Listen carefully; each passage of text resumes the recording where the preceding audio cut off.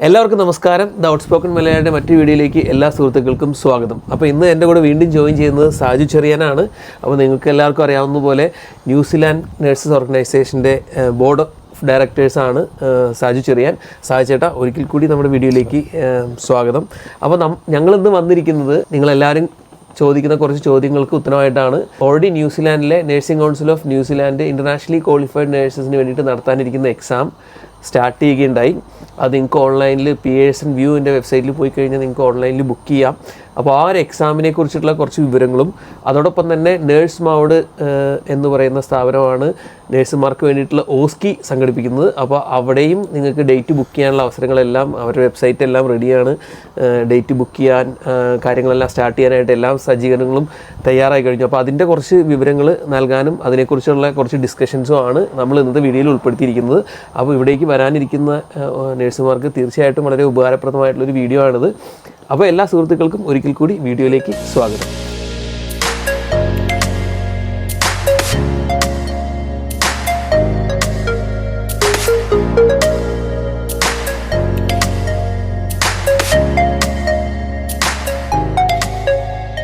സാജു ചേട്ടാ, ഓൾറെഡി നമ്മൾ ഈ ഇൻ്റർനാഷണലി ക്വാളിഫൈഡ് നഴ്സിന് വേണ്ടി നടത്താനിരിക്കുന്ന എക്സാമിനെ കുറിച്ച് പറഞ്ഞതാണ്. അപ്പോൾ അന്ന് നമ്മൾ പറഞ്ഞിരുന്നു ഇവിടെ നടത്തുന്ന ബാച്ചുലർ ഓഫ് നഴ്സിംഗ് എക്സാമിൻ്റെയൊക്കെ ഒരു സ്ട്രക്ചർ തന്നെ ആയിരിക്കും. എന്നിട്ട് അത് നമ്മൾ ഡിസ്കസ് ചെയ്യണ്ടായി. അപ്പോൾ നമ്മൾ അന്ന് പറഞ്ഞേക്കാളും സെയിം തന്നെ, പക്ഷേ സ്ട്രക്ചറിൽ ചെറിയൊരു മാറ്റം അവർ വരുത്തിയിട്ടുണ്ട്. അപ്പോൾ എന്താണ് ആ എക്സാമിൻ്റെ ഡീറ്റെയിൽസ്, നഴ്സിംഗ് കൗൺസിൽ പുതുതായിട്ട് കൊണ്ടുവന്ന എക്സാമിൻ്റെ ഡീറ്റെയിൽസ് എന്ന് ചേട്ടൻ പറയാമോ? ഓക്കെ, അപ്പോൾ അതിപ്പോൾ നമുക്ക് അന്ന് പറഞ്ഞ പോലെ തന്നെ ഇപ്പോൾ നമ്മുടെ ന്യൂസിലൻഡ് ബേസ്ഡ് ആയിട്ടുള്ള നമുക്ക് ബാച്ചുലർ ഓഫ് നഴ്സിംഗിന് ചെയ്യുന്ന പോലെയുള്ള ഒരു അതിൻ്റെ എൻഡിൽ വരുന്ന പോലെയുള്ള എക്സാമാണ്. അപ്പോൾ ആ എക്സാമിന് അന്ന് പറഞ്ഞ പോലെ തന്നെയുള്ള കാര്യങ്ങളൊക്കെ തന്നെയാണ്. ഇപ്പോൾ ഈ എക്സാം നടക്കുന്നത് രണ്ട് പാർട്ടായിട്ടാണ് നടക്കുന്നത്. ഒന്ന് പാർട്ട് എ മെഡിക്കേഷൻ സേഫ്റ്റി, അപ്പോൾ അതിൻ്റെ അകത്ത് വരുന്നത് 12 ക്വസ്റ്റ്യൻസ് ആണ്. അതുപോലെ തന്നെ പാർട്ട് ബി നമുക്ക് നഴ്സിംഗ് നോളജാണ്, അത് 108 ക്വസ്റ്റ്യൻസ് ആണ് വരുന്നത്. അപ്പോൾ അങ്ങനെ ടോട്ടൽ 120 ക്വസ്റ്റ്യൻസ്. ഇത് നമുക്ക് ആൻസർ ചെയ്യാനുള്ള സമയം എന്ന് പറയുന്നത് 180 മിനിറ്റ്സ്, അതായത് 3 hours. അതാണ് അത്രയും ടൈമാണ് നമുക്കുള്ളത്. അപ്പോൾ അത് ഈ ഒരു എക്സാമിലേക്ക് നമുക്ക് എത്തണമെന്നുണ്ടെങ്കിൽ അതിന് മുമ്പായിട്ട് നമുക്ക് നഴ്സിംഗ് കൗൺസിലിൽ നിന്ന് നിങ്ങൾക്ക് ഡിസിഷൻ ലെറ്റർ കിട്ടണം, ഇൻവിറ്റേഷൻ കിട്ടണം. ഇൻവിറ്റേഷൻ കിട്ടിക്കഴിഞ്ഞതിന് ശേഷം നമുക്കറിയാം 2 പേപ്പറുകൾ നമുക്ക് ഓൺലൈനിൽ ചെയ്യാനുള്ളതുണ്ട്. അത് കൾച്ചറൽ സേഫ്റ്റിയും അതിൽ കൾച്ചറൽ കോമ്പറ്റൻസിയും ആയിട്ടുള്ള 2 പേപ്പറുകൾ ചെയ്യാനുണ്ട്. ട്രീറ്റി ഓഫ് വൈറ്റാങ്കിയുടെ ആ 2 പേപ്പറുകൾ ചെയ്യണം. അത് ചെയ്ത് കഴിഞ്ഞിട്ട് നഴ്സിംഗ് കൗൺസിലിൽ നിന്ന് നിങ്ങൾക്ക് ഇൻവിറ്റേഷൻ ഇത് നമുക്ക് രജിസ്റ്റർ ചെയ്യാനായിട്ടുള്ള രജിസ്ട്രേഷൻ എക്സാമിന് രജിസ്റ്റർ ചെയ്യാനുള്ള ഇൻവിറ്റേഷൻ കിട്ടിക്കഴിഞ്ഞ് കഴിയുമ്പോൾ നിങ്ങൾക്ക് ഈ രജിസ്ട്രേഷൻ പിയേഴ്സൺ വ്യൂ എന്ന് പറയുന്ന ഏജൻസിയാണ് ഇപ്പോൾ എക്സാം നടത്തുന്നത്. അതൊരു ഇൻ്റർനാഷണൽ ഏജൻസിയാണ്. അതിൻ്റെ അകത്ത് അവരുടെ ഓൺലൈനിൽ ചെന്നിട്ട് നമ്മൾ അത് രജിസ്റ്റർ ചെയ്യാം. നമുക്ക് ഈസി ആയിട്ട് നഴ്സിംഗ് കൗൺസിലിൻ്റെ വെബ്സൈറ്റിലും ഉണ്ട്, അല്ലെങ്കിൽ നിങ്ങൾക്ക് പിയേഴ്സൺ വ്യൂ എന്ന് പറഞ്ഞ് ഗൂഗിളിൽ സെർച്ച് ചെയ്താൽ അവരുടെ വെബ്സൈറ്റിലും ഈ ഫുൾ ഡീറ്റെയിൽസ് കൊടുത്തിട്ടുണ്ട്. എക്സാം ഈസി ആയിട്ട് നമുക്ക് ഓൺലൈനിൽ ബുക്ക് ചെയ്യാവുന്നതാണ്. നമുക്ക് സെൻറ്ററുകൾ വരുന്നത് ആണ് അന്ന് ഞാൻ വിചാരിച്ചിരുന്നത് അവരുടെ സാധാ മറ്റുള്ള എക്സാമുകൾക്കെല്ലാം ത്രൂ ഔട്ട് എല്ലായിടത്തും തന്നെ സെൻറ്ററുകളുണ്ട്. പക്ഷേ ഈ nursing council of New Zealand exam നടത്താനായിട്ട് അവർ കുറച്ച് സെലക്റ്റഡ് ആയിട്ടുള്ള ഏരിയകളാണ് തിരഞ്ഞെടുത്തിരിക്കുന്നത്. അത് അൺഫോർച്ചുനേറ്റ്ലി ഒരു കാര്യം എന്ന് പറഞ്ഞാൽ കേരളത്തിൽ സെൻറ്റർ ഇല്ല എന്നുള്ളതാണ്. ഞാൻ അവരുടെ വെബ്സൈറ്റിൽ നോക്കി കഴിഞ്ഞപ്പോൾ എനിക്ക് മനസ്സിലായത് കേരളത്തിലില്ല എന്നാണ്. ഇനി ഞാൻ പറയുന്നത് തെറ്റാണെങ്കിൽ നിങ്ങൾക്ക് തീർച്ചയായിട്ടും കറക്റ്റ് ചെയ്യാം. അപ്പോൾ ഏറ്റവും അടുത്തോളം നമുക്കുള്ളൊരു സെൻറ്റർ എന്ന് പറയുന്നത് ചെന്നൈ ആണ്. ചെന്നൈയിലുണ്ട്, ബാംഗ്ലൂരുണ്ട്, ഹൈദരാബാദ് ഉണ്ട്, ന്യൂഡൽഹി, അതുപോലെ തന്നെ മിഡിൽ ഈസ്റ്റിലും സെൻറ്ററുകളൊന്നുമില്ല. എനിക്ക് തോന്നുന്നു ഇസ്രായേലിലാണെന്ന് തോന്നുന്നു ഒരു സെൻറ്റർ ഉള്ളത്. സൗത്ത് ആഫ്രിക്കയിൽ ഒരു സെൻറ്റർ ഉണ്ട്, പിന്നെ നമുക്ക് യൂറോപ്പിൽ സെൻറ്ററുകളുണ്ട്. അപ്പോൾ വളരെ സെലക്റ്റഡ് ആയിട്ടുള്ള ന്യൂസിലാൻഡ് സെൻറ്റർ ഉണ്ട്. തീർച്ചയായിട്ടും വളരെ സെലക്റ്റഡ് ആയിട്ടുള്ള കുറച്ച് ഏരിയകളിലാണ് ഒരു സെൻറ്റർ കൊടുത്തിട്ടുള്ളൂ. പക്ഷേ എക്സാമിന് ബുക്ക് ചെയ്യാനായിട്ട് നിങ്ങൾക്ക് തന്നെ ചെയ്യാവുന്ന കാര്യമുള്ളൂ, ഈസി ആയിട്ട് ചെയ്യാതെ. ഇനിയിപ്പോൾ ആദ്യമായിട്ട് അതായത് ന്യൂസിലാൻഡിലേക്ക് വരാനിരിക്കുന്ന ഒരു നേഴ്സാണെന്നുണ്ടെങ്കിൽ തീർച്ചയായിട്ടും മറ്റുള്ള പ്രോസസ്സുകൾക്കൊന്നും വ്യത്യാസമില്ല. നിങ്ങൾക്ക് IELTS അല്ലെങ്കിൽ OET nursing council of New Zealand നിശ്ചയിച്ചിരിക്കുന്ന സ്കോർ നിങ്ങൾക്ക് വേണം. അത് കഴിഞ്ഞ് നിങ്ങൾക്ക് CGFNS അപ്ലൈ ചെയ്ത് പിന്നെ CGFNS വെരിഫിക്കേഷൻ കഴിഞ്ഞ ശേഷം നിങ്ങൾക്ക് ന്യൂസിലാൻഡ് നഴ്സിംഗ് കൗൺസിൽ ഓഫ് ന്യൂസിലാൻഡിലേക്ക് നിങ്ങൾ അപ്ലൈ ചെയ്ത് നിങ്ങൾക്ക് കേസ് മാനേജർ ആയ ശേഷമാണ് കേസ് മാനേജർ ഇൻവിറ്റേഷൻ അയക്കുന്നത്. ഞാൻ അപ്പോൾ ആ കാര്യം കൂടി ഒന്ന് ബ്രീഫായിട്ട് സൂചിപ്പിച്ചെന്നുള്ളൂ. അപ്പോൾ അതിനകത്ത് ഇപ്പോൾ നമുക്ക് ഇപ്പോൾ ഈ സെൻറ്റേഴ്സിൻ്റെ കാര്യം പറഞ്ഞു കഴിഞ്ഞാൽ സെൻറ്റേഴ്സ് ഇപ്പോൾ തുടക്കത്തിൽ ഇപ്പോൾ അവർ സ്റ്റാർട്ട് ചെയ്തിരിക്കുന്ന ഈ കുറച്ച് സെൻറ്റേഴ്സിലാണ്. പിന്നെ അതിൻ്റെ ഡിമാൻഡ് അനുസരിച്ച് അത് കൂടുതൽ സ്ഥലങ്ങളിലേക്ക്, കാരണം അവർക്ക് ഈ ഒരു പ്രോസസ്സ് അവർ കുറച്ച് പേർക്ക് വേണ്ടിയിട്ട് പല പല സ്ഥലങ്ങളിൽ നടത്താനായിട്ടുള്ള അവർക്ക് ഫിനാൻഷ്യലി വയബിളായിട്ട് അല്ലാത്തത് കൊണ്ടായിരിക്കണം അവർ ഇപ്പോൾ ഒരു ചില ഏരിയകളിൽ മാത്രം സ്റ്റാർട്ട് ചെയ്തതിന് ശേഷം അവർക്ക് നമ്പേഴ്സ് അനുസരിച്ച് ഒരു കൂട്ടുമായിരിക്കും. അതോടൊപ്പം തന്നെ ഇപ്പോൾ ഈ OET കുറച്ച് പ്രശ്നങ്ങളൊക്കെ നടക്കുന്നുണ്ടല്ലോ, മിഡിൽ ഈസ്റ്റിലൊക്കെ കുറച്ച് OET എന്തോ ഇഷ്യൂ, ഫേക്ക് ആയിട്ടുള്ള തട്ടിപ്പ് അങ്ങനത്തെ ഇഷ്യൂസ് ഒക്കെ ഉള്ളതുകൊണ്ടായിരിക്കും എനിക്ക് തോന്നുന്നു മിഡിൽ ഈസ്റ്റ് അവർ കംപ്ലീറ്റ്ലി ഒരു സെൻറ്റർ പോലും വെച്ചിട്ടില്ല എന്നുള്ളതാണ്. ഞാനിപ്പോൾ അവരുടെ വെബ്സൈറ്റിൽ നോക്കുമായിരുന്നു, ഈ ലാപ്ടോപ്പിൽ എടുത്ത് വെച്ചിട്ടുണ്ട് അവരുടെ വെബ്സൈറ്റ്. അത് വളരെ സർപ്രൈസിങ് ആയിപ്പോയി എനിക്ക്, മിഡിൽ ഈസ്റ്റിലില്ലാത്തത്. അപ്പോൾ അത് പിന്നെ അതിൻ്റെ ഡിമാൻഡ് അനുസരിച്ചിട്ട് പിന്നീട് വരാൻ സാധ്യതയുണ്ട്. പക്ഷെ തുടക്കത്തിൽ ഇപ്പോൾ ഇങ്ങനെയാണ് ഒരു സ്റ്റാർട്ട് ചെയ്തിരിക്കുന്നത്. പലർക്കും എക്സാമിന് എന്ത് പഠിക്കണം എന്നുള്ളതാണ് ഒരു കൺഫ്യൂഷൻ. ഇപ്പോഴും പറയുന്നുണ്ട് നേഴ്സിംഗ് നോളജ് എന്ന് പറയുന്നുണ്ടെങ്കിൽ ഇത് എന്താണ്, അത് നമ്മൾ ക്ലിയർ ആയിട്ട് നമ്മൾ ആ ഒരു 4 ഡൊമൈൻസിന്റെ കാര്യം നമ്മൾ അതിൽ പറഞ്ഞിരുന്നു. എനിക്ക് മുന്നത്തെ വീഡിയോയിൽ പറഞ്ഞിരുന്നു 4 ഡൊമൈൻസ് എന്തൊക്കെയാണെന്നുള്ളത്. അത് ബേസ് ചെയ്തിട്ടുള്ളതാണ് നമുക്ക് പഠിക്കാനുള്ള കാര്യങ്ങളുള്ളത്. അപ്പോൾ അത് ബേസ് ചെയ്ത് ക്വസ്റ്റ്യൻസ് വരുന്നത് നമ്മുടെ നേഴ്സിംഗ് ജോലി സംബന്ധിച്ച സിനാരിയോ ബേസ്ഡ് ക്വസ്റ്റ്യൻസ് ആണ് കൂടുതലും വരുന്നത്. ഇപ്പോൾ ഒരു എക്സാമ്പിളായിട്ട് പറയുകയാണെങ്കിൽ കഴിഞ്ഞ ദിവസം ഒരു ക്വസ്റ്റ്യൻ ഞാൻ കണ്ടത്, ഒരു ചെറുപ്പക്കാരൻ ഹോസ്പിറ്റലിൽ വന്നിട്ട് കൊടുക്കുന്ന അഡ്വൈസ്, അതായത് ക്വസ്റ്റ്യൻ ഇങ്ങനെയാണ്, അവൻ ആൻറ്റിബയോട്ടിക് കഴിക്കുകയാണ്. അപ്പോൾ ഈ ആൻറ്റിബയോട്ടിക് കഴിക്കുന്ന ചെറുപ്പക്കാരന് പറ്റിയ ഏറ്റവും ബെസ്റ്റ് അഡ്വൈസ് എന്താണ്? അപ്പോൾ ഒരു ഓപ്ഷൻ കൊടുത്തിരിക്കുന്നത് ആൻറ്റിബയോട്ടിക് കഴിക്കുന്ന സമയത്ത് മദ്യം കഴിക്കരുത്. ഒരു ഓപ്ഷൻ കൊടുത്തിരിക്കുന്നത് ആൻറ്റിബയോട്ടിക് എംറ്റി സ്റ്റൊമക്കിൽ എടുക്കണം. അങ്ങനെ വേറെ 2 ഓപ്ഷൻ കൊടുത്തിട്ടുണ്ട്. അപ്പോൾ ഈ ഒരു ചെറുപ്പക്കാരനെ സംബന്ധിച്ച് ഏറ്റവും ബെസ്റ്റ് ചോയ്സ് എന്ന് പറയുന്നത് ആൻറ്റിബയോട്ടിക് കഴിക്കുമ്പോൾ മദ്യം ഒഴിവാക്കുക എന്നുള്ളതാണ്. അങ്ങനത്തെ ക്വസ്റ്റ്യൻസ്, അങ്ങനത്തെ പല രീതിയിലുള്ള നമ്മൾ ഡെയിലി നമ്മുടെ നേഴ്സിംഗ് കെയറിൽ നമ്മൾ കാണുന്ന ഒത്തിരി ക്വസ്റ്റ്യൻസ് അങ്ങനെ ഉണ്ടാവും. പിന്നെ വേറൊരു ക്വസ്റ്റ്യൻ കണ്ടത് nursing council of New Zealand responsibility എന്താണ്. അപ്പോൾ അതിനും 3-4 ക്വസ്റ്റ്യൻസ് ഉണ്ടായിരുന്നു. അതിൻ്റെ അകത്ത് ഒരു ഓപ്ഷൻ ആയിരുന്നു regulation of nursing practice in New Zealand. വേറൊരു option developing competencies and standards for special area of practice. അപ്പോൾ ഈ 2 ഓപ്ഷനാണ് എല്ലാവർക്കും കൺഫ്യൂഷൻ ഉണ്ടാക്കിയ ഒരു ക്വസ്റ്റ്യൻ. അപ്പോൾ അതിൻ്റെ അകത്ത് ഓഫ് കോഴ്സ് നമ്മൾ സേഫ്റ്റി ആണല്ലോ, റെഗുലേഷൻ ഓഫ് നേഴ്സിംഗ് പ്രാക്ടീസ് ആണ്, അതാണ് മെയിൻ ആയിട്ട് ഫസ്റ്റ് റെഗുലേഷൻ ഓഫ് പ്രാക്ടീസ്, അതാണ് അതിന്റെ ആൻസർ ആയിട്ട് വരുന്നത്. അപ്പോൾ അങ്ങനെയൊക്കെയുള്ള ക്വസ്റ്റ്യൻസ്. പിന്നെ ഇവിടുത്തെ BN സ്റ്റുഡൻസ് ഫേസ് ചെയ്യുന്ന അതേ ക്വസ്റ്റ്യൻസ് തന്നെയാണ്. ഇതിൻ്റെ കുറേ സാമ്പിൾ ക്വസ്റ്റ്യൻസ്, സ്റ്റഡി മെറ്റീരിയൽസ് എല്ലാം നമ്മുടെ ഫേസ്ബുക്ക് ഗ്രൂപ്പിൽ നമ്മൾ അപ്ലോഡ് ചെയ്തിട്ടുണ്ട്. അപ്പോൾ നിങ്ങൾക്ക് അതൊക്കെ ഒന്ന് പോയി ചെക്ക് ചെയ്യാവുന്നതാണ്. അതെ, കൂടുതൽ ഡീറ്റെയിൽസ് നമുക്ക് അതിൽ നിന്ന് വായിക്കാവുന്നേ ഉള്ളൂ. അതെ, തീർച്ചയായിട്ടും. പിന്നെ കുറേ ആളുകൾ ലാറ്ററലി പല യൂട്യൂബേഴ്സും ഇത് സംബന്ധിച്ച് ഒത്തിരി വീഡിയോകൾ ചെയ്യുന്നുണ്ട്, എക്സാമിൻ്റെ ക്വസ്റ്റ്യൻസ് ഒക്കെ ചെയ്യുന്നുണ്ട്. അപ്പോൾ അതൊക്കെ ഒന്ന് റെഫർ ചെയ്യുക. പിന്നെ അടുത്തത് ഓസ്കിയാണ്.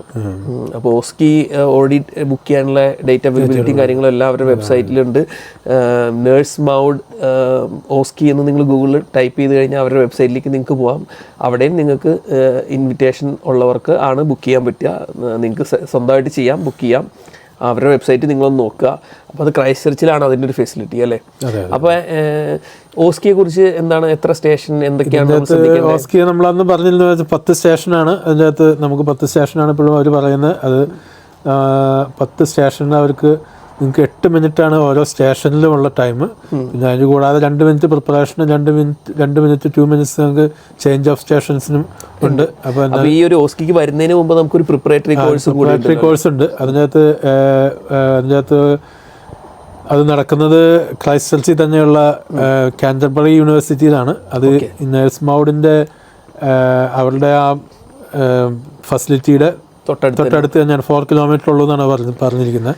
അപ്പോൾ അവിടെയാണ് അത് 2 ദിവസത്തെയാണ് ഈ ട്രെയിനിങ് കോഴ്സ് നടക്കുന്നത്. ഈ പ്രിപ്പറേഷൻ കോഴ്സ് നടക്കുന്നത് 2 ദിവസത്തെ ട്രെയിനിങ് കോഴ്സാണ്. അത് അതിൻ്റെ അകത്ത് നമ്മൾ അത്യാവശ്യം അവർ നമ്മളെ ഒന്ന് ഷേപ്പ് ആക്കി എടുക്കുക. അതിനകത്ത് മെയിനായിട്ട് അവർ ഈ ന്യൂസിലൻഡ് ബേസ്ഡ് ആയിട്ടുള്ള കുറേ ഇൻഫർമേഷൻസ് ആയിരിക്കും അവർ പറയുന്നത്. ന്യൂസിലൻഡിൽ കൾച്ചറൽ സൈഡിനെ കുറിച്ച് അവർ കുറച്ചൊരു ഐഡിയ തരും. പിന്നെ അതുപോലെ തന്നെ ഇപ്പോൾ നമുക്കിപ്പോൾ ഒരു ഓസ്കി സ്റ്റേഷനിൽ ചെന്നാലും എന്ത് ചെയ്യാൻ പാടില്ല എന്നുള്ള കുറച്ചൊക്കെ കൾച്ചറൽ സൈഡും കൂടിയാണ്. അത് നമ്മൾ ആ ഒരു പേഷ്യൻറ്റുമായിട്ടുള്ള ഇൻട്രാക്ഷനും കാര്യങ്ങളൊക്കെ. അപ്പോൾ അതിൽ ശ്രദ്ധിക്കേണ്ട കാര്യങ്ങൾ അതിനെക്കുറിച്ച് അവർ പറയും. അതുപോലെ തന്നെ ലീഗൽ സൈഡ് പറയും. നമുക്കിപ്പോൾ ന്യൂസിലൻഡിൻ്റെതായിട്ടുള്ള ഓൺ ലീഗൽ കാര്യങ്ങളുണ്ടല്ലോ. അപ്പോൾ അത് രാജ്യത്തെ പോലെ അപ്പോൾ അത് നിങ്ങൾ എന്തൊക്കെ ഇപ്പോൾ ഒരു പേഷ്യൻറ്റിന് അത് ഒരു മെഡിക്കേഷൻ റെഫ്യൂസ് ചെയ്യാനുള്ള അവകാശം ഉണ്ടെന്നുള്ള അതിൻ്റെ ലീഗൽ സൈഡാണ്. അത് ചിലപ്പോൾ നമുക്ക് നാട്ടിൽ ഇന്ത്യയിൽ ഇരിക്കുമ്പോൾ നമുക്കത് മനസ്സിലാവില്ല. അത് നമ്മൾ ആ പേഷ്യൻറ്റിന് നമ്മൾ ചോദിക്കില്ല, നമ്മൾ നേരെ ചെന്നിട്ട് ഇതാണ് ഇതിൻ്റെ മെഡിക്കേഷൻ എന്ന് പറഞ്ഞ് കൊടുക്കുകയുള്ളൂ. അതെ, ഇപ്പോൾ ഒരു പേഷ്യൻറ്റ് പാരസെറ്റമോൾ വേണ്ട എന്ന് പറഞ്ഞാൽ ഒന്ന് നമ്മൾ എൻകറേജ് ചെയ്യുക, ഇതിങ്ങനെ നമ്മളൊന്ന് മനസ്സിലാക്കി ഇതാണ് ഇത്, എന്നിട്ട് പേഷ്യൻറ്റ് വേണ്ടാന്ന് വേണമെങ്കിൽ ഒരുപാട് ഫോഴ്സ് ചെയ്യുക ഓക്കെ എന്ന് പറഞ്ഞിട്ട്. അതെ, നമുക്ക് അതിനകത്ത് അവർക്ക് നിങ്ങൾക്ക് വേണമെങ്കിൽ പൊളൈറ്റ്ലി നിങ്ങൾക്ക് അവരോട് മേ ഐ നോ എന്തുകൊണ്ടാണ് നിങ്ങൾ റിഫ്യൂസ് ചെയ്യുന്നതെന്ന് നമുക്കത് അതിനെക്കുറിച്ച് നമുക്കൊന്ന് ചോദിക്കാം അവരോട്. അതെ അതെ. അപ്പോൾ അവർക്ക് നമുക്ക് എന്തെങ്കിലും സംശയങ്ങളുള്ളതാണെങ്കിൽ അവർക്ക് ഇതിനെക്കുറിച്ച് സൈഡ് എഫക്ട്സിനെ കുറിച്ചോ അല്ലെങ്കിൽ എന്തെങ്കിലും സംശയങ്ങളുള്ളതാണെങ്കിൽ അത് ക്ലാരിഫൈ ചെയ്ത് കൊടുക്കാം. അതിൻ്റെ അകത്ത് അവർ ചിലപ്പോൾ ടെസ്റ്റ് ചെയ്യും, അതിൻ്റെ അകത്തൊരു ഫൈൻ ലൈൻ ഉണ്ട് നിങ്ങൾ ആ ഒരു എൻഗേജ് ചെയ്യുന്നത്. ഇപ്പോൾ ഞാൻ ചേട്ടനെ അപ്രോച്ച് ചെയ്യുമ്പോൾ ചേട്ടൻ പറയാണ് no I don't want the medication എന്ന് പറഞ്ഞാൽ അപ്പോൾ തന്നെ തിരിച്ചു പോരുക എന്നുള്ള അതിൻ്റെ അർത്ഥം. നമ്മളൊന്ന് എൻകറേജ് ചെയ്യുക, വാട്ട് ഹാപ്പൻ, ഒന്ന് ഒരു എംപതൈസ് ചെയ്തിട്ട് എന്താണ് നിനക്ക്, നീ അപ്സെറ്റ് ആണല്ലോ, എന്ത് പറ്റി, എന്താണ് നിനക്ക് മെഡിക്കേഷൻ വേണ്ടാത്തത്. അപ്പോൾ അതിനൊരു നല്ലൊരു കാരണമാണ് പറയുന്നത്, എനിക്കൊരു എന്തെങ്കിലും ഇത് വേണ്ടാന്ന് പറയുകയാണെങ്കിൽ ഓക്കെ, അത് എനിക്ക് മെഡിക്കേഷൻ എടുക്കാൻ താല്പര്യമില്ല ഇങ്ങനെയാണെന്ന് പറഞ്ഞ് നമ്മൾ എൻകറേജ് ചെയ്യുക. At the end of the day patient choice ആണ്, നമ്മൾ ഫോഴ്സ് ചെയ്യാതിരിക്കുക പേഷ്യൻറ്റിനെ. അപ്പോൾ ഒരു ഫൈൻ ലൈൻ ഉണ്ട്, അതും മനസ്സിലാക്കുക. അപ്പോൾ അതൊക്കെയാണ് ഇപ്പോൾ അതിനകത്ത് ഈ പ്രിപ്പറേഷണൽ കോഴ്സിൽ പറയുന്ന കാര്യങ്ങളിൽ ഒരു കാര്യം അതാണ്. ഒന്ന് നമ്മുടെ കൾച്ചറൽ സൈഡ് പറയും, പിന്നെ നമ്മുടെ ലീഗൽ ആയിട്ടുള്ള കാര്യങ്ങൾ പറയും. പിന്നെ അതുപോലെ തന്നെ വേറെ മെയിനായിട്ട് അവർ ചെയ്യുന്നൊരു കാര്യമാണ് നമ്മുടെ എക്യുപ്മെൻറ്റ്സിനെ നിങ്ങൾക്ക് പരിചയപ്പെടുത്തുക എന്നുള്ളത്. കാരണം നിങ്ങൾ നാട്ടിൽ നിന്ന് വരുമ്പോൾ നിങ്ങൾ ഈ സ്റ്റേഷനിൽ കാണുന്ന എക്യുപ്മെൻറ്റ്സ് ഒരുപക്ഷെ നിങ്ങൾക്ക് ഫെമിലിയർ ആയിരിക്കില്ല. സിമ്പിൾ എക്യുപ്മെൻറ്റ്സ് ആണെങ്കിൽ പോലും ഇപ്പോൾ നമ്മൾ ബ്ലഡ് പ്രഷർ എടുക്കുന്ന മെഷീൻ ആണെങ്കിലും നാട്ടിൽ ഉപയോഗിക്കുന്ന മെഷീൻ ആയിരിക്കില്ല ഇവിടെ ഉപയോഗിക്കുന്നത്. അപ്പോൾ നിങ്ങൾക്ക് അങ്ങനെയുള്ള ആ മെഷീൻസ് ഓസ്കി സ്റ്റേഷനിൽ വരുന്ന മെഷീൻസിനെ നിങ്ങൾക്കൊന്ന് പരിചയപ്പെടുത്തി തരും, നിങ്ങൾക്കൊന്ന് ഉപയോഗിക്കാനുള്ള ഒരു അവസരമൊക്കെ കിട്ടും അതിൻ്റെ അകത്തുനിന്ന്. അപ്പോൾ അതാണ് മെയിനായിട്ട് ആ പ്രിപ്പറേഷൻ കോഴ്സ്. അത് 2 ദിവസത്തെ കോഴ്സാണ്. അത് അവർ പറഞ്ഞിരിക്കുന്നത് സാധാരണ രീതിയിൽ ഇപ്പോൾ നിങ്ങളുടെ ഓസ്കി അടുത്ത ആഴ്ചയിലാണെങ്കിൽ ഈ ആഴ്ച നിങ്ങൾക്ക് മിക്കവാറും പ്രിപ്പറേഷൻ കോഴ്സ് കിട്ടാൻ സാധ്യതയുണ്ട്. അത് അടുത്തുള്ള ആഴ്ചകളിൽ സെയിം വീക്കിലായിരിക്കാം. ഒരു പക്ഷേ ഇപ്പോൾ നിങ്ങൾക്ക് ഇപ്പോൾ പ്രിപ്പറേഷൻ കോഴ്സ് മൺഡേ ട്യൂസ്ഡേ കഴിഞ്ഞിട്ട് നിങ്ങൾക്ക് ഓസ്കി തേഴ്സ്ഡേ ഫ്രൈഡേ വന്നേക്കാം. അതേസമയം ഒരു പക്ഷേ നിങ്ങൾക്ക് കഴിഞ്ഞ ആഴ്ച പ്രിപ്പറേഷൻ കോഴ്സ് കഴിഞ്ഞിട്ട് ഈ ആഴ്ച ഓസ്കി വന്നേക്കാം. അപ്പോൾ അങ്ങനെ അടുത്തടുത്ത് വരും. ഇപ്പോൾ നമ്മൾ വൺസ് ഇപ്പോൾ ഓസ്കിക്ക് എല്ലാം റെഡി ആയിട്ട് ഇവിടെ എത്തി, പ്രിപ്പറേറ്ററി കോഴ്സ് കഴിഞ്ഞു, അത് കഴിഞ്ഞിട്ട് നമ്മൾ എന്തെങ്കിലും കൊണ്ടുവരേണ്ടതായിട്ടൊക്കെ ഉണ്ടോ നമുക്ക്? അതിൻ്റെ അകത്ത് ഡെഫിനറ്റ്ലി നിങ്ങളുടെ നഴ്സിംഗ് കൗൺസിലിൻ്റെ ലെറ്ററും അതുപോലെ തന്നെ നിങ്ങളുടെ പാസ്പോർട്ട് കമ്പൽസറി ആയിട്ട് നിങ്ങൾക്ക് പാസ്പോർട്ട് നിങ്ങൾക്ക് അതിനകത്ത് വേണം. നഴ്സിംഗ് കൗൺസിലിൻ്റെ ലെറ്റർ നിങ്ങൾക്ക് വേണം ഇത് ചെയ്യാനായിട്ടുള്ള. നിങ്ങൾക്ക് അതുകൂടാതെ നമുക്ക് യൂണിഫോം, അതിനകത്ത് ഒരു സ്ക്രബ് വേണമെന്ന് അവർ പറയുന്നുണ്ട്. യൂണിഫോം അത് അവിടെ നിന്ന് പ്രൊവൈഡ് ചെയ്യാണോ നമ്മൾ കൊണ്ടുവരുവാണോ എന്നുള്ളതിനെ കുറിച്ച് പറയുന്നില്ല. നമ്മൾ ഒരെണ്ണം കൊണ്ടുവരികയാണെങ്കിൽ നല്ലതായിരിക്കും. അതെ, അപ്പോൾ അത് അത്രയൊക്കെയാണ് നമുക്ക് കൊണ്ടുവരാനായിട്ടുള്ള കാര്യങ്ങളുള്ളൂ. വൺസ് ഇനി നമ്മൾ ഓസ്കിയിലേക്ക് കയറി കഴിഞ്ഞ് എങ്ങനെയാണ് ഇപ്പോൾ 10 സ്റ്റേഷൻ ഉണ്ടെന്ന് പറഞ്ഞു. ഇപ്പോൾ ഈ വൺസ് 3 hour ആണ് എക്സാം. അപ്പോൾ വൺസ് സ്റ്റാർട്ട് ചെയ്ത് ഇതിൻ്റെ അകത്ത് സ്റ്റോപ്പില്ലേ? അതിൻ്റെ അകത്ത് ബ്രേക്ക് എടുക്കാനായിട്ടുള്ളൊരു അവസരം ഉണ്ടെന്നുള്ളതാണ് എനിക്ക് അറിയാൻ കഴിഞ്ഞത്. അപ്പോൾ നമുക്ക് അതിൻ്റെ അകത്ത് അവരോട് നമ്മൾ ആവശ്യപ്പെടേണ്ടി വരും, നമ്മളിപ്പോൾ ഒരു ബ്രേക്ക് വേണമെന്നുണ്ടെങ്കിൽ. അപ്പോൾ അതുകൂടാതെ തന്നെ അവർ നിങ്ങളോട് ചെക്ക് ചെയ്യുകയും ചെയ്യും, അറിയോ ഓക്കെ നിങ്ങൾ കണ്ടിന്യൂ ചെയ്യുന്നതിന് ഓക്കെ ആണോ എന്നുള്ളത് നിങ്ങൾക്ക് നമുക്ക് ആ ഒരു സ്റ്റേഷൻസിൽ നിങ്ങൾ ടൈം കറക്റ്റായിട്ട് പാലിക്കുക എന്നുള്ളതാണ് മെയിൻ കാര്യം. നിങ്ങൾ ആ സ്റ്റേഷനിൽ കയറിയ 8 minutes, നിങ്ങൾക്ക് ആ 8 minutes കഴിഞ്ഞാൽ അപ്പോൾ അവരെ ബെല്ലടിക്കും. ആ ബെല്ലടിച്ചാൽ നിങ്ങൾ അവിടെ നിന്ന് തുടങ്ങി നിങ്ങളെ മാർക്ക് ചെയ്യുന്നില്ല. നിങ്ങൾ പിന്നെ അത് കഴിഞ്ഞ് എന്ത് ചെയ്താലും കാര്യമില്ല. നിങ്ങൾ അവിടെ 8 മിനിറ്റിനുള്ളിൽ ചെയ്ത് തീർക്കുക എന്നുള്ളത്, അത് നിങ്ങൾ പ്രാക്ടീസ് ചെയ്ത് പഠിക്കുക എന്നുള്ളതാണ്. അത് 10 സ്റ്റേഷനിൽ നമുക്ക് ഓരോ ടാസ്ക് തന്നിട്ടുണ്ടാവും. ആ ടാസ്ക് നമ്മൾ 8 മിനിറ്റിനുള്ളിൽ തീർക്കുക അവർ പറയും. നമുക്കിപ്പോൾ നമ്മൾ ടാസ്ക് വായിക്കാനായിട്ട് നമുക്ക് 2 minute ഉണ്ട്. നമ്മൾ ചെന്ന് കഴിഞ്ഞ് കഴിയുമ്പോൾ നമുക്ക് ആ ടാസ്ക് വായിക്കാൻ നമുക്ക് 2 minute ഉണ്ട്. അത് കഴിഞ്ഞിട്ട് യുവർ ടൈം സ്റ്റാർട്ട്സ് എന്ന് പറയുമ്പോൾ 8 minutes നിങ്ങൾക്ക് അതിനകത്ത് നിങ്ങൾക്ക് ചെയ്യാനായിട്ടുണ്ട്. ഇനിയിപ്പോൾ നമുക്ക് 8 minutes മുമ്പ് കഴിഞ്ഞോ, നിങ്ങൾക്ക് ഒന്നും കൂടി അതിനെക്കുറിച്ചൊക്കെ ഒന്നും കൂടി ആലോചിച്ച് നോക്കിയൊക്കെ ചെയ്യാം, ഇനി എന്തെങ്കിലും ചെയ്യാൻ ഉണ്ടോ എന്ന്. അതിനുശേഷം നിങ്ങൾക്ക് ഇനിയും അവിടെ തന്നെ വെയിറ്റ് ചെയ്യുക. അപ്പോൾ 8 minutes ആകുമ്പോൾ അതിൻ്റെ ബെല്ലടിക്കും, അപ്പോൾ നിങ്ങളത് ഫിനിഷ് ചെയ്യും. അങ്ങനെയാണ് അതിൻ്റെ അകത്തുള്ളത്. പിന്നെ നമ്മൾ കഴിഞ്ഞ പ്രാവശ്യം ഇതിനെക്കുറിച്ച് സംസാരിച്ചപ്പോഴും പറഞ്ഞിരുന്നു, ഇപ്പോൾ നിങ്ങൾ പാനിക്കാവാണ്ട് നമ്മൾ ആ ഒരു ടൈം ഫ്രെയിമിൽ നമുക്ക് സ്മൂത്തായിട്ട് എന്നിട്ട് ഫിനിഷ് ചെയ്ത് പോകാമെന്നുള്ളതാണ്. അപ്പോൾ നിങ്ങൾക്കൊരു ഒരു സ്റ്റേഷൻ വായിക്കുമ്പോൾ തന്നെ നിങ്ങൾക്കൊരു മനസ്സിലൊരു ഐഡിയ വേണം, ഇത് ഓരോ കാര്യങ്ങളും ചെയ്യാനായിട്ട് എത്ര സമയം എടുക്കാൻ സാധ്യതയുണ്ടെന്നുള്ളത്. അപ്പോൾ നിങ്ങൾക്കിപ്പോൾ ഒരു ബ്ലഡ് പ്രഷർ എടുക്കേണ്ട ഒരു ഇതാണെന്നുണ്ടെങ്കിൽ, അല്ലെങ്കിൽ ഇപ്പോൾ ഒരു ബ്ലഡ് പ്രഷറും അതിൻ്റെ ഓക്സിജൻ ലെവലും ടെമ്പറേച്ചറും എടുക്കേണ്ടതാണെന്നുണ്ടെങ്കിൽ നിങ്ങൾ ആ ഒരു ഐഡിയ നിങ്ങൾക്ക് വേണം. അപ്പോൾ അതിന് നോക്കുമ്പോൾ ബ്ലഡ് പ്രഷറിനായിരിക്കും ചിലപ്പോൾ കുറച്ച് കൂടുതൽ സമയം വേണ്ടത്, ടെമ്പറേച്ചറിനാണെങ്കിലും ഓക്സിജൻ ലെവലാണ് പെട്ടെന്ന് ചെയ്യുന്ന ഒരു കാര്യമാണ്. അപ്പോൾ അങ്ങനെ നമുക്ക് അതിനെക്കുറിച്ച് നമുക്കൊരു നേരത്തെ തന്നെ ഒരു ഐഡിയ ഉണ്ടാക്കി വെക്കണം. നമുക്ക് ഈ പ്രിപ്പറേഷൻ കിട്ടുന്ന സമയങ്ങളിലോ അല്ലാത്ത സമയത്തൊക്കെ ആ ഒരു ഓസ്കി സ്റ്റേഷൻസ് കോമൺ ആയിട്ട് ഒരുപാട് സ്റ്റേഷൻസ് നമുക്ക് യൂട്യൂബിലാണെങ്കിലും മറ്റൊക്കെ കിട്ടാനുണ്ട്. അതിങ്ങനെ പ്രാക്ടീസ് ചെയ്യുക, അതിനെക്കുറിച്ചൊന്ന് വായിച്ച് അറിഞ്ഞിരിക്കുക.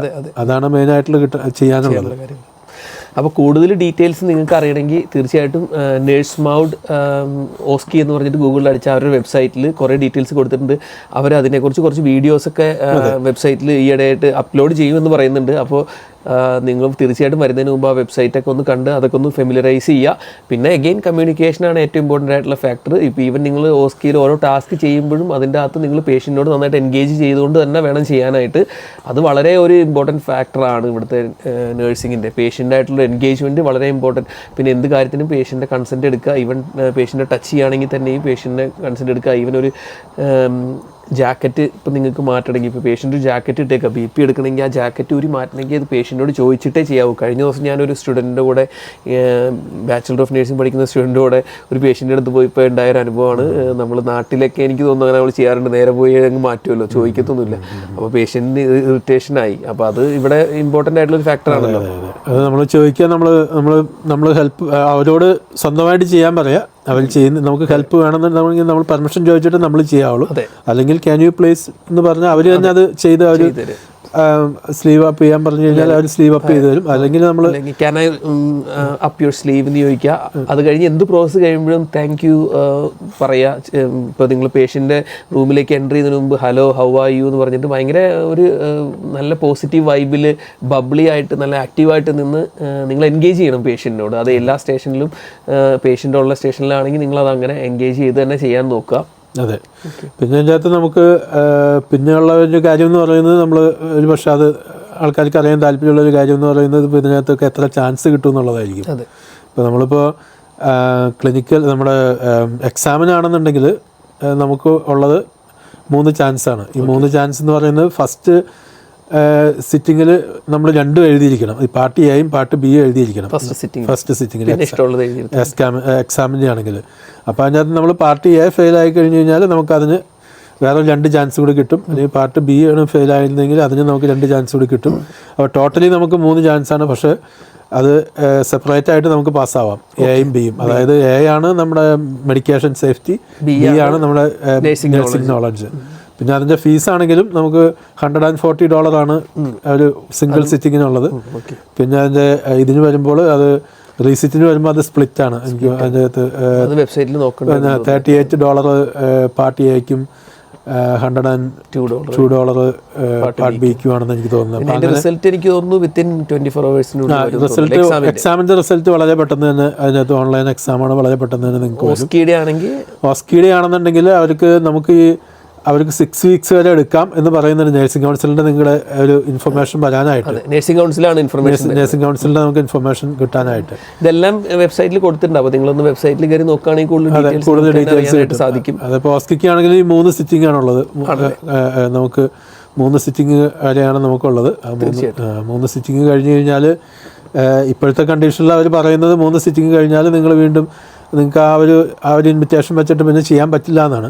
പക്ഷേ നമുക്കിപ്പോൾ APC നമുക്ക് പഴയ ക്യാപ്പിൻ്റെ സമയത്ത് നമുക്കറിയാം അതിനൊരു അപ്പീലിനുള്ളൊരു ചാൻസ് ഉണ്ടായിരുന്നു. അല്ലെങ്കിൽ അപ്പോൾ അത് അങ്ങനെ ഒരു ഓപ്ഷൻസ് ഒക്കെ ഉണ്ടോ എന്നുള്ള കാര്യം നമുക്ക് എന്തായാലും കാണും. ഇവിടുത്തെ കാണുന്ന എല്ലാ പ്രോസസ്സ് സ്റ്റാർട്ട് ചെയ്ത് കഴിഞ്ഞാലാണ് പറയാൻ പറ്റുള്ളൂ. എന്തായാലും നഴ്സിംഗ് കൗൺസിൽ പറഞ്ഞ സമയത്തിനുള്ളിൽ തന്നെ എല്ലാ കാര്യങ്ങളൊക്കെ തുടങ്ങി. അതൊരു നല്ല കാര്യം തന്നെയാണ്. അപ്പോൾ ഇത്രയും കാര്യങ്ങളാണ് ഇന്നത്തെ വീഡിയോയിൽ നമുക്ക് പറയാനുള്ളത്. അപ്പോൾ വീഡിയോ കണ്ട എല്ലാ സുഹൃത്തുക്കൾക്കും വലിയൊരു നന്ദി. This is Jerin and Saju Cherian signing off. Thank U.